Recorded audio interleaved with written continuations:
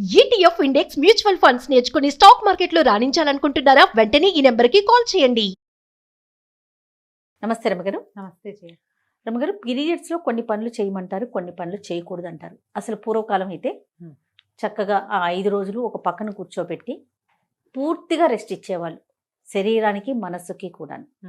దానికి ప్రత్యేకించి ఒక ఆహారం కూడా తీసుకునేవాళ్ళు, అంటే సాత్విక ఆహారం తినాలి, అలాంటి నియమాలు కూడా ఉన్నాయి. సరే, రోజులు మారే, కాలంతో పాటు మనం కూడా పరుగులు పెడుతున్నాం, ఆడవాళ్ళు ఇంటికే పరిమితం కావట్లేదు కాబట్టి కొన్ని చిన్న చిన్న మార్పులు చేసుకున్నాం. కానీ కొన్ని విధానాలు మాత్రం మనం మార్చుకోం. ఫర్ ఎగ్జాంపుల్, పచ్చళ్ళు పట్టుకోకూడదు, లేకపోతే బీరువా పట్టుకోకూడదు. బీరువా పట్టుకోము, కూడదు ఏమో నాకు తెలియదు, కానీ తీయము, అన్నిట్లో చేతులు పెట్టేయము, ముఖ్యంగా పూజ చెయ్యము, పూజ గదిలోకే వెళ్ళాం. ఊడ్చే అవకాశం లేకపోతే అలా వదిలేస్తాం. పూర్తిగా అయిపోయిన తర్వాత స్నానం చేశాకే మనం అటువైపుకి వెళ్తాం. కానీ ఈ మధ్యకాలంలో కొన్ని సోషల్ మీడియాలో నేను చూస్తూ ఉన్నాను అమ్మగారు, ఎందుకు చేయకూడదు, తప్పేంటి, ఇది కూడా భగవంతుడు ఇచ్చిందే కదా, మొత్తం ఆయన బిడ్డలమే కదా, చేస్తే ఏమవుతుంది, నేను ఇలా చేసేసాను, నాకేం కాలేదు, నేను చాలా హ్యాపీగా ఉన్నాను, ఇలాంటి కామెంట్స్ చూస్తూ ఉన్నామండి. మీరు ఏదైనా చెప్తారా నాకు? కొన్ని విషయాలు ఎందుకు మాట్లాడుతూ ఉన్నామో తెలియకుండా మాట్లాడుతూ ఉంటాను జయ. సోషల్ మీడియా వచ్చాక మనకి ప్రతిదాని గురించి ప్రతి వాళ్ళు ఆడలేదు, మగలేదు, చిన్నలేదు, పెద్దలేదు, అన్నీ మాట్లాడేయాలి, అన్నీ అడిగేయాలి, అన్నీ చెప్పేయాలి, ప్రతిదీ చూపించేయాలి. ఏదనిపిస్తుంది అనిపిస్తే ఏ ఊహ వస్తే ఆ ఊహ ప్రతిసారి నేనైతే నాకు ఒక ట్యాగ్ లైన్ ఉంటుంది, ఫాలో యువర్ ఓన్ రిలీజియన్, నీ సొంత విధి, సొంత ధర్మం, మీ ఇంట్లో నీ ముందు వాళ్ళు ఏం చేశారో అది. ఓకే, నీ పక్కనున్న వాళ్ళు, నీ ఫ్రెండ్స్ ఎవరో, మేము ఇట్లా చేస్తాం, మీరు ఎట్లా చేయరా, ఎట్లా చేయకపోతే తప్పు, పాపం, అదేదో పాయింట్లు. ఈ పాయింట్లతోటి వీళ్ళేమో కాంప్లికేటెడ్గా అయిపోయి వాళ్ళని కాంప్లికేషన్స్ వచ్చి ఓసిడీలు వచ్చేసి పిచ్చి వెర్రి ఎత్తిపోయి జబ్బులు చేసి చచ్చిపోతున్నారు. ఏమనాలంటే ఒకసారి ఎంత దిక్కుమాలిన మాటలు మాట్లాడతారంటే, దేవుళ్ళు ఎందరు, వాళ్ళల్లో వాళ్ళకి తేడాలు. ఈ పూజలు మేము చేయకూడదు, 3 రోజులు చేయకూడదు, 5 రోజులు చేయకూడదు, 7 రోజులు చేయకూడదు, 8 రోజులు చేయకూడదు, ఇదొకటి. నేను 3వ రోజు ఇవాళ నేను గుళ్ళోకి వెళ్ళొచ్చా, నేను అక్కడికి వెళ్ళొచ్చా, సత్యనారాయణ వ్రతానికి నేను వెళ్ళకూడదని నీకు తెలుసు, నువ్వు అడుగుతావు. సోషల్ మీడియాలో అడగంగానే ఒక 5-6 పెద్దక్కయ్యలు ఎబ్బెబ్బే వెళ్ళకూడదండి అంటారు. కొంతమంది ఇంకొంతమంది చిన్నక్కయ్యలు ఎందుకు వెళ్ళకూడదండి, ఏమవుతుంది అంటారు. మీకు ఓన్ విల్లు లేదు, మొదట ఎవరికీ లేదు. సొంతంగా నేను ఏం చేయొచ్చు, ఏం చేయకూడదు అనే ఒక బుక్ లేదు మనకి. మన ఇంటికి ఒక రూల్ బుక్ ఉంది, ఆ చచ్చిన మన ఇంటి రూల్స్ మనం వినం. ప్రతి ఒక్కరికి ఉంటుందిగా, ప్రతి ఒక్కరికి ఇదైతే ఉంటుంది కదా. పీరియడ్ సమస్య ఈ సంవత్సరమే పుట్టింది కాదుగా, సోషల్ మీడియాతో పుట్లా, అది అనాదిగా దాంతోటే మనం బతికుంటున్నాం, మనం ఉన్నాం, అసలు అంతే కదా, అనాదిగా ఉన్నదే కదా. ముందు నుంచి ఫాలో అయ్యే వాటిలో అమెండ్మెంట్లు చేరుతూ వస్తూనే ఉన్నాయా. 50 ఏళ్ళ నాడు పీరియడ్ వస్తే కాలేజీ స్కూళ్ళకి వెళ్ళేవాళ్ళు కాదు, అసలు కాలేజీలే లేవు అప్పుడు, తర్వాత వచ్చినాయి. పీరియడ్స్లో ఉంటే ఏదో విడివిడిగా ఇంట్లో బయట కూర్చొని కాలేజీకి వెళ్ళి చదువుకొచ్చేవాళ్ళు. అందుకని కాలేజీ నుంచి రాగానే అందరూ బట్టలు మార్చుకునేవాళ్ళు. తర్వాత ఆఫీసులు వచ్చాయి, ఉద్యోగాలకు వెళ్తున్నారు. మధ్యలో డ్యాన్స్ అయ్యి, ఎగిరి దూకు, షటిల్ ఆడు, బ్యాడ్మింటన్ ఆడు, ఇది వాడుకో, దానివల్ల అది కూడా ఆడేయచ్చు, లాంటి యాడ్స్ కూడా చూసాం. అవును, ఇది కరెక్టా, అది కరెక్టా, పీరియడ్స్లో ఏం ప్యాడ్స్ వాడాలి అనేది విస్తృతమైన చర్చలు చేసాం అందరం, పిల్ల మేక ఎవరిని వదిలిపెట్టలా, పెద్దవాళ్ళు చిన్నవాళ్లతో సహా. అక్కడి నుంచి ఈ గోల. ఇప్పుడు పూజ ఎందుకు చేయకూడదు, నేను చేశాను, this is my first day, I'm doing puja లాంటి వ్యవహారాలు కూడా వచ్చినాయి. అమ్మ, 2 ప్రధానమైన విషయాలు మనం తెలుసుకోవాలి. మనం రోజువారీ క్రియల్లో మాట్లాడదాం. మొదట, నువ్వు స్నానం ఎప్పుడు చేస్తారు జనరల్గా అందరూ? ఉదయమో మధ్యాహ్నమో చేస్తాం, ఎలా కుదిరితే ఎట్లా. దాని తర్వాతే భోజనం చేస్తారు కదా. అన్నం తినగానే మీరు స్నానం చేస్తున్నారా? ఎవరైనా అన్నం తిని స్నానం చేయకూడదు, బేసిక్ రూల్ తెలుసు కదా. అవును, ఎందుకు, దానికి ఒక క్వశ్చన్ ఉందిగా, సైన్స్ ఏమిటి? అన్నం తిన్నాక మనం పొట్టలోకి ఇంత ఆహారం పడేస్తే శరీరంలో ఉన్న రక్తం అంతా వెళ్ళి ఆ పొట్ట మెషిన్ మీద పనిచేస్తుంది. అవును, ఇలాంటప్పుడు నువ్వు నీళ్లు పోసి ఆ మెషిన్, వేడెక్కి ఉన్న మెషిన్ మీద పెన మీద నీళ్లు చల్లినట్టుగా నువ్వు నీళ్లు పోస్తే డైజెషన్ ప్రోగ్రామ్ ఆగిపోయి జబ్బు చేస్తుంది. ఇది అందరు ఒప్పుకుంటారు కదా, బేసిక్ రూల్. పిల్లలకి కడుపు నిండా పాలు ఇచ్చి లేదా బాగా చక్కగా సెర్లాక్ తినిపించి నీళ్లు పోతే కక్కేస్తారు, తెలుసు కదా అందరికి. అవునండి కదా. ఇప్పుడు పీరియడ్ టైం అందరికీ రాదు, కొంత మగవాళ్ళకి అస్సలు 0, ఓన్లీ ఆడవాళ్ళకి. 10 ఏళ్ళు దాటిన తర్వాత 50 ఏళ్ళకి 55 ఏళ్ళకి దగ్గరలో ఈ మొత్తం పీరియడ్ అంతా ప్రతి నెల ఈ ఋతు అవస్థ ప్రతి ఆడవాళ్ళకి వస్తుంది. ఋతుస్రావం అత్యంత సహజమైన క్రియ. స్త్రీ శరీరంతో చేయబడుతుంది. అది నెలంతా మీ శరీరం ఏం చేస్తుంది, ఒక 20 రోజుల పాటు పనిచేసి స్త్రీల లోపల గర్భధారణకి అనువుగా ఒక బ్యాగ్ని ఏర్పరుస్తుంది. అవును. దాని పని అది చేసుకుంటూ ఉంటుంది దాని సిస్టమ్ ప్రకారం. ఎప్పుడైతే గర్భధారణ సమయం దాటిందో, ఎప్పుడైతే ఓవ్యులేషన్ పీరియడ్ దాటిపోయింది, అక్కడ ఏమి ఓవ్యులేట్ అవ్వలేదు, ఏం అవ్వలేదు, గర్భావస్థ రాలేదు, తర్వాత ఏమవుతుంది, ష్రెడ్ అయిపోయి దాని అంతట అది ఊడిపోయి దాని ఏ ముచుకకి అది పట్టుకుని ఉన్నదో ఆ బ్యాగ్ అది వదిలేస్తుంది. అది స్లోగా బయటకు వచ్చేస్తుంది, డిశ్చార్జ్ అయిపోతుంది. డిశ్చార్జ్ అయ్యి సహజంగా అత్యంత సహజమైన క్రియ. దీని గురించి వెగటుగా మాట్లాడడానికి వీల్లేదు. ఎందుకంటే నీ బతుకు దాని మీద ఉంది, మనుషుల పుట్టుక దాని మీదే ఉంది. దాన్ని గౌరవించి తీరాలి. ఈ ష్రెడ్ చేసే టైంలో శరీరం లోపల ఎక్కడో ఉన్నది, అది ఒక మార్గం ద్వారా నిదానంగా అది బయటకు వచ్చేటప్పుడు శరీరంలో ఉన్న క్రియలన్నీ స్లో అయ్యి ఈ క్రియకి దోహదం చేస్తాయి. సైన్స్ డాక్టర్లు కూడా చెప్తారు కదమ్మా. ఏ డాక్టర్ గైనకాలజిస్ట్ అయినా చెప్పేదేగా. పీరియడ్స్లో రెస్ట్ ఇవ్వండి అని చెప్పే డాక్టర్లు లేరా?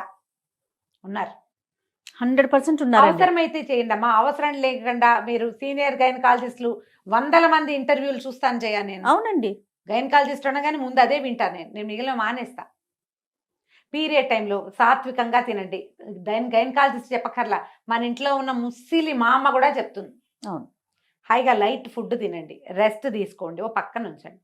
కొంతకాలము దీని మీద అవగాహన లేక వీళ్ళని స్నానాలు చేయనివ్వకుండా ఒక మురికి చీకటి కొట్లలో వాళ్ళని చూస్తేనే పాపం అన్నట్టుగా జరిగింది. నేను కాదని అన్ను, ఒక రకమైన అవగాహన లోపమే కానీ అసలు క్రియ మాత్రం చేశారు. వీళ్ళకి రెస్ట్ మాత్రం ఇచ్చేవాళ్ళు. అవును. దీనికి ప్రధానంగా కావాల్సింది రెస్ట్. అది జరిగింది, అదైతే జరిగేది. వాళ్ళని ఇంటి పనులలోకి రానివ్వకుండా ఓ పక్కన వచ్చారు. చూస్తేనే పాపం అన్నట్టుగా ప్రవర్తించిన వాళ్ళు కూడా కొంతమంది ఉన్నారు. వాళ్ళకి అవగాహన లేక, అది ఎక్కడ పర్సెంటేజ్ తక్కువ కదండి, చాలా తక్కువ. ఆ ఒకటి హైలైట్ చేసి మాట్లాడకండి దయచేసి. మీరెవ్వరూ ఆ పరిస్థితుల్లోకి వెళ్ళాల. ఇప్పుడు సమాజంలో ఉన్న వాళ్ళు ఎవరు దాన్ని చూసిన వాళ్ళు చాలా 10% కూడా లేదు. అవునండి. ఇప్పుడు మాట్లాడే వాళ్ళు ఎవరికి దాని గురించి తెలియదమ్మా. అక్కర్లేని మాటలు అవన్నీ పక్కకుంటే సరిపోతుంది. అయినా ఇప్పుడు ఇది డిశ్చార్జ్ అయిపోతుంది నిదానంగా. అప్పుడు నువ్వు తిండికి ఎక్కువ అవి ఇవి తినేసి వృక్ష పదార్థాలు తిని పొట్టకి పని కల్పించద్దు. నీ గర్భంలో పొట్టలో వేరే క్రియ జరుగుతోంది, దాన్ని స్లోగా జరగనివ్వు. జరిగిపోతుంది దాని దారినది. అయిపోయాక 4 రోజులు అయితే జనరల్గా పాత రోజుల్లో 3 days ఫుల్ బ్లీడింగ్ అయ్యేది. ఇది లెక్క. 4వ రోజు స్వల్పంగా ఉండేది. 5వ రోజున మార్నింగ్ 5వసారి స్నానం చేస్తే 5th day మార్నింగ్ మీరు తల స్నానం చేస్తే మీరు పూజ చేసుకోవచ్చు, ఇది చేసుకోవచ్చు, అన్నీ చేసుకోవచ్చు అనే విధి ఎప్పుడు ఉండేదంటే, అప్పట్లో ఆడవాళ్ళు వంగి లేచి కూర్చుని నీళ్లు పట్టుకుని నీళ్లు తెచ్చుకుని కూర్చుని గొంతు కూర్చుని వంట చేసి బావిలోంచి నీళ్లు తోడుకుని చల్లటి నీళ్ళ స్నానం చేసి వాకిళ్ళూడ్చి బియ్యం దంచి ఇన్ని పనులు చేసేటప్పుడు ఈ 4 days ఖచ్చితంగా ఉండేది. నాకు కూడా తెలుసు, నా సొంతంగా కూడా. ఎప్పుడైతే మనం ఈ సుఖాలు అలవాటు పడే బాత్రూమ్కి వెళ్ళడానికి నడవము, మనము కింద కూర్చొని ఏ పని చేయము, ఏమి దంచము, తొడము, కడగము, ఊడము, చెరగము, ఏ పనులు లేవు. ఇప్పుడు పీరియడ్స్ పైకి కిందకి సహజంగా అయిపోతున్నాయి అందరికీ కూడా. ఇప్పటికీ కూడా 4th dayకి బ్లీడింగ్ పూర్తిగా ఆగిపోయే వాళ్ళు 50% ఉన్నారా లేదా? ఉంటారు ఖచ్చితంగా. అందుకే ప్రెగ్నెన్సీలు, నార్మల్ ప్రెగ్నెన్సీలు చాలా ఉన్నాయి కదా. ఉన్నాయి కదా. నార్మల్ ప్రెగ్నెన్సీ ఎవరికి వస్తుంది? పీరియడ్స్లో ఫ్లక్చుయేషన్స్ లేని వాళ్ళకి నార్మల్గా ప్రెగ్నెన్సీలు వచ్చేస్తాయి. ఏదో ఫ్లక్చుయేషన్ ఇబ్బంది ఉందంటే మీరు పని చేయకపోవటం వల్లే అని నేను అన్ను. రకరకాల ఎలిమెంట్స్ అయ్యి ఉంటాయి. అయినా ఇప్పుడు ఈ క్రియలో ఇది సహజమైనది, మీకు అందరికీ తెలుసు, నేను మళ్ళీ చెప్పాను. వేరే పూజ దగ్గరికి వద్దాం. వాట్ ఈజ్ పూజ? ఏంటమ్మా పూజ? భగవంతుడు నువ్వు 2 పూలు తెచ్చి ఊరికి ఇక్కడ పడేసి అలంకారం చేసుకోవటం కాదు. నీ పూజ చేస్తే మన శరీరంలో ఉన్నటువంటి బ్లడ్ పైకి వెళ్తుంది. చక్రాస్లో ఉన్న ఎనర్జీ పైనున్న సహస్రారంలో ఉన్నటువంటి శక్తిని చూడ్డానికి పైకి వెళ్తుంది. అది మనకి ఇప్పుడు పీరియడ్లో శక్తి అంతా ఎక్కడికి వెళ్తోంది? తిరోగమనంలో ఉంది, కిందకి వెళ్తోంది. ఈ కిందకెళ్ళే శక్తిని నువ్వు పట్టిలాగి పైకి తీసుకెళ్తానంటాం. ఏంటి గొప్ప అది? ఏంటమ్మా అది? ఎందుకు చేయాలి ఆ పని? పూజ అంటే నువ్వు పువ్వులు పెట్టడం, ఐఎమ్ డూయింగ్ పూజ, నాకు ఇంగ్లీష్లో 4 వాక్యాలే వచ్చమ్మా, అంతకంటే రావు, ఇవే వచ్చు. డూయింగ్ పూజ అంటే ఏమొచ్చు మీకు? ఏవో 2 పువ్వులు పెట్టి ఒక దీపారాధన చేసి ఒక అగరత్తులు వెలిగిస్తే అది పూజ ఏం అయిపోదు. ఇది ఊరికే క్రియ చేస్తున్నాం అంతే మనం. పూజ అంటే ఏదైనా చదవటం, ఏదైనా భగవంతుడికి ఆత్మ సమర్పణ చేయటం అమ్మా పూజ అంటే. అది క్రియ కాదు, ఉమ్, ఉమ్. క్రియ కాదు. ఈ పై క్రియ చేసి నేను పూజ చేశాను, పీరియడ్స్లో ఉన్నాను, నేను చేస్తున్నాను, నాకేమీ కాలేదు, మీకు కూడా ఏం కాదు, చెయ్యండి అంటే నువ్వు ఒకదానివి 2 పువ్వులు పెడతావు. నేను అట్లా పెట్టను, నా పూజ అది కాదు. నాకంటే పూజ అంటే ఇంకోటి ఉంది. నువ్వు చేసావని నేను చేయకపోయినా ఎవరో ఒక పిచ్చి మొహాలు 5-6 గట్టిగా అవి ఇవి చదువుకుని చేస్తే వాళ్ళ బ్లడ్ పైకి పంప్ అవుతానంటుంది, ఓ పక్కన బ్లడ్ ఫ్లో కిందకి వెళ్తుంది. ఎందుకు చేస్తారమ్మా ఈ పనులు? ఎందుకు చేయొద్దన్నారు? అసలు పీరియడ్లో ఈ పని వద్దు అని ఎందుకు చెప్పారంటే 2 పద్ధతులు. తిరోగమనం కిందకి ఫ్లో అవుతున్న దాన్ని నువ్వు పైకి పంప్ చెయ్యొచ్చా? ఈ పూజ పిచ్చి ఎందుకు? 5 రోజులు నువ్వు ప్రశాంతంగా ఉండొచ్చే, 4 రోజులు పూజ వద్దు, వంట తంట చేయబోక హాయిగా ప్రశాంతంగా ఉండు, నీ శరీరం బాగుంటుంది, నీ హార్మోన్స్ చక్కగా ఫ్లో అవుతాయి. ఒకవేళ నీ ప్రెగ్నెన్సీలు మనం ఇప్పుడు కంటల్లో 5 వరకు అంటే బాగా కనేవాళ్ళమ్మా. అవును, ఇప్పుడు కన్నడాలు లేవు, ఎవరు 1, 2 కంటాం. కొన్ని అసలు ఆ 1 కూడా వద్దనుకునే అవి కూడా తయారైనాయి ఇప్పుడు, అవి వద్దని. కానీ మీకు మీ శరీరం తన పని చేస్తుంది. బుద్ధి నీది, వద్దనుకునే బుద్ధులు మనవి. శరీరానికి మాత్రం దాని ప్రకృతి ధర్మం ప్రకారం ప్రతి నెల అది రెడీ అవుతూనే ఉంటుంది. నువ్వు అదే. వద్దన్నా అది మాందు ఆ, మాంది కదా. నువ్వు అదేం చేస్తుందో దాన్ని చేయని, అది ఏ రకంగా వెళ్తుందో దాన్ని వెళ్ళని వాళ్ళు. కానీ నీ ఐడియాస్ తోటి శరీర ధర్మాలని పాడు చెయ్యొద్దు.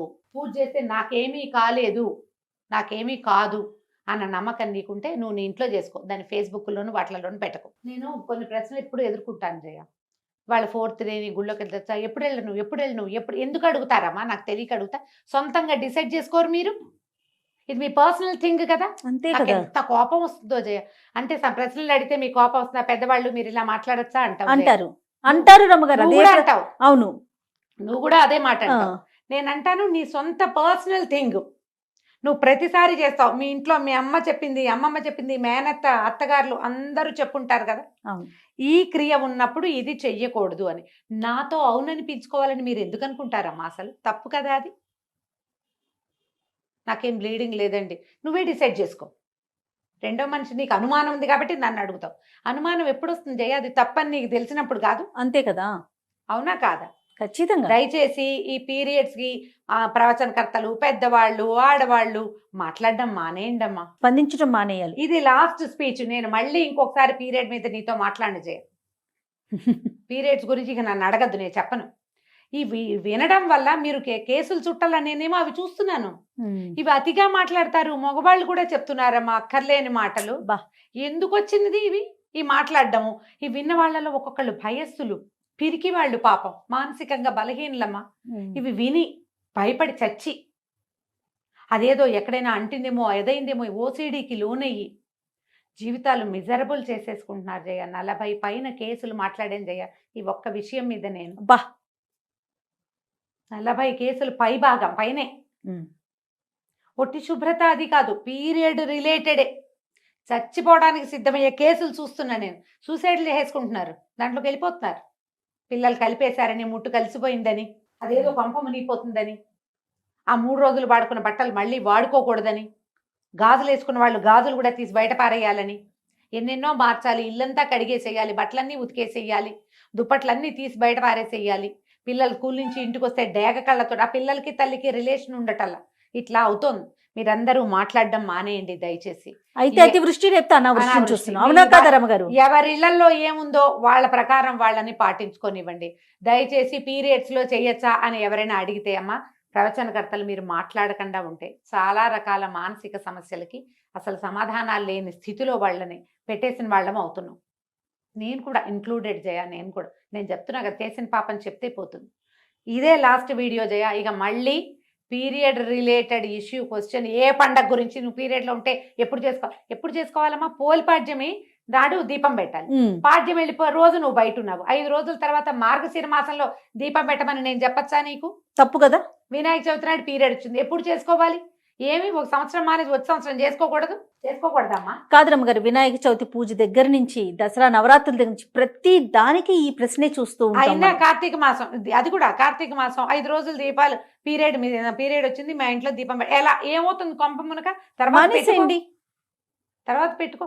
నీ స్థితి నీకు ఒకదానికే కాదు కదా, నీ చుట్టూతో ఉన్న ప్రకృతి కూడా తెలుసు కదా. ఎస్, పిల్లలుంటే పెట్టించండి, లేకపోతే మానేయండి. కేవలం కామెంట్లలో ప్రశ్నలు మీ దాకా తీసుకొస్తున్నారు అమ్మగారు, కానీ మీరు పర్సనల్ గా కూడా ఎన్నో ప్రశ్నలు మాట్లాడతా. ఎదుర్కోవాల్సి వస్తుంది, మాట్లాడాల్సి ఈ వస్తుంది. 5 రోజులు పెట్టుకోలేనమ్మా, ఇప్పుడు ఏం చేయనమ్మా, ఆ తర్వాత పెట్టుకోండి అమ్మా అని చెప్తా. ఇదే ఆన్సర్. అవునని చెప్పాలి జయ, కనీసం 30 మందికి చెప్పా ఈ మాట, తెలుసా? కార్తీక మాసం రోజు దీపం పెట్టుకోవాలి కదమ్మా, పీరియడ్ లో పెట్టుకోలేము, అప్పుడు ఎలాగమ్మా? మీ ఆయనతో పెట్టించండి. మొగుడు ఒప్పుకోకపోతే కొట్టుకు చేస్తారా మీ ఇద్దరు ఈ విషయం మీద? వదిలేయండి. ఈ పీరియడ్ ఇంత గోల్ చేస్తోందమ్మా, సహజమైన క్రియని ఎంత కాంప్లికేటెడ్ చేసేసుకుంటారు జయ. చిన్న పిల్లల ముందు, పెద్దవాళ్ళు మీరు అన్నట్లుగా అందరి ముందు మాట్లాడేయాల్సిన పరిస్థితి వచ్చేస్తుంది. అంటే అదేదో దాచేది కాదు, కానీ మాట్లాడుకోవాల్సిన అవసరం కూడా లేదు కదా. లేదు, మీ ఓన్ సిస్టమ్ ని ఫాలో అవ్వండి. ఎస్, కానీ స్ట్రిక్ట్ గా చెప్తున్నా నేను, పీరియడ్స్ సమయంలో చాలా అత్యవసరమైతే గానీ మీరు ప్రయాణాలు చేయొద్దు. సాధ్యమైనంత లైట్ ఫుడ్, సింపుల్ ఫుడ్ తీసుకోండి. సాధ్యమైనంత తక్కువ పని చేయండి. పూజ అని మీరు దేన్ని భావిస్తున్నారో, ఏదైతే మీలో ఆధ్యాత్మిక భావాల్ని పెంపొందిస్తుందో ఆ పని చెయ్యొద్దు. ఇట్స్ ఏ నో మీన్స్ నోయే. ఆధ్యాత్మిక భావాల పెంపొందించడం అంటే బ్లడ్ ఊర్ధ్వగామి అవుతుంది, రక్తం పైకి వెళ్తుంది, అది చేయకూడదు. శరీరాన్ని దాని పని దాన్ని చేసుకొనివ్వండి. రైట్. నమస్తే రమ్మగారు. నమస్తే జయ.